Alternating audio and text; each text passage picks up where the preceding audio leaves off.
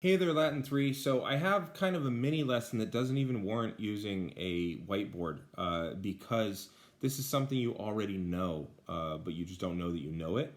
If you look at page 92, you will see that passive verbs can be used impersonally. So, for instance, very often you'll see this with pugnatur or pugnabatur. The fighting, it was being fought. What that means is the fighting was going on. So, basically that's it. That's the lesson. You can use passives impersonally when you want to focus on the action and not the people doing the action. All right. So that's basically how it works. So if you take a look at page 92, that will help you. And then when you're done with all of A, B, and C, and I'll remind you at the end of C, that 62 little a really kind of drives that point home. And then there's also a bunch of verbs that take the genitive and the dative. But I told you, make a chart and then add these verbs to that chart. And that way, when you do exercises 62B and C, it'll be a piece of cake for you. Okay? Yeah, so that takes care of that. So let's take a look at 62 big A. Caesar's third line enters the action. So his fourth line stopped and turned everything, and they're already winning. And now the third line marches in. This is like your sixth man off the bench being like a game changer on their own, and you already had like your starting five. So at the same time, Caesar ordered the third line, which had been held in reserve and held itself in formation up until this time. Anyway, he ordered them to charge.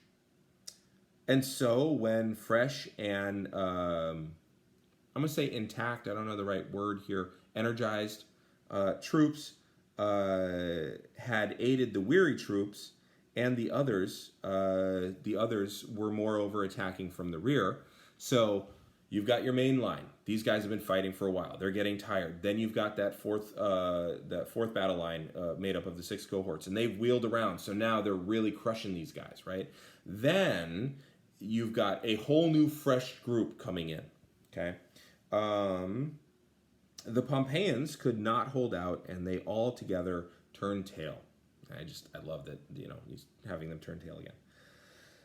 And certainly not, Caesar was not wrong in thinking that the beginning of his victory would come from those cohorts that had been stationed in the fourth line against the cavalry, as he himself had declared in encouraging his men. Now, we didn't see that part, but that's absolutely.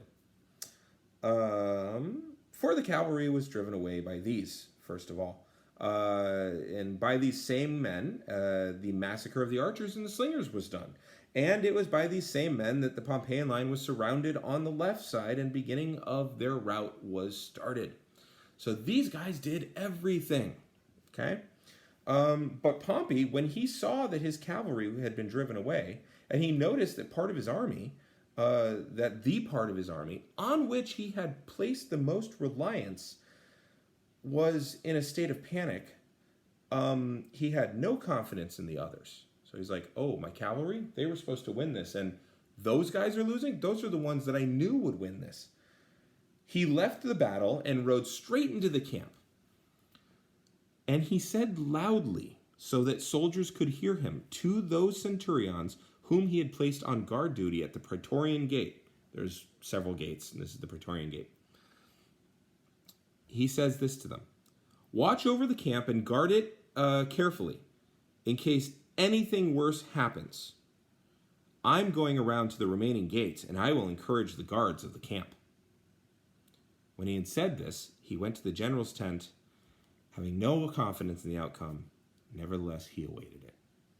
And I like to think that he went to the empty general's tent, which is incredibly lavish, and we're going to get into that. Again, who wrote this, right? But I like to think that Pompey just went in and just... There's just something really poetic to that for me. Especially when he's like, I'm going to go do this. And he is broken at this point in the story. And I say story because this is Caesar writing about it. So according to Caesar, all of this happened. That's A. So Caesar putting his faith in the right group, they beat all of Pompey's guys that Pompey had put his faith into, and they all lost. Caesar basically gambled hard. He knew that this was a win or die situation, and he kept rolling a natural 20. Lucky guy. All right, I'm going to hit the button.